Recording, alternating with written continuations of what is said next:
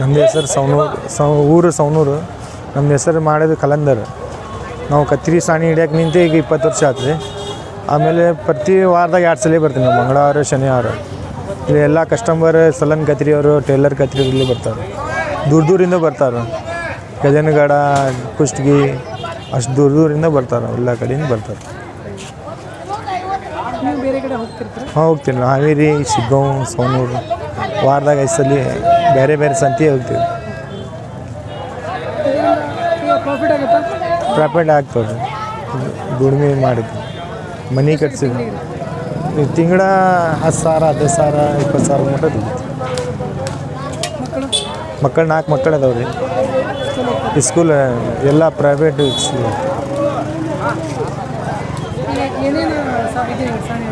Taylor ಕತ್ರಿ, ಸೊಲನ್ ಕತ್ರಿ ಜಾಸ್ತಿ ಮಾಡ್ತೀವಿ. ಮತ್ತು ಹೋಟೆಲ್ ಚಾಗು, ಮಿಕ್ಸರ್ ಜಾರ್, ಬ್ಲೇಡ್, ಮಿಕ್ಸಿನ್ ರಿಪೇರಿ ಮಾಡ್ತೀವಿ. ಮಿಷಿನ್ನ ಹಿಡಿತೀವಿ.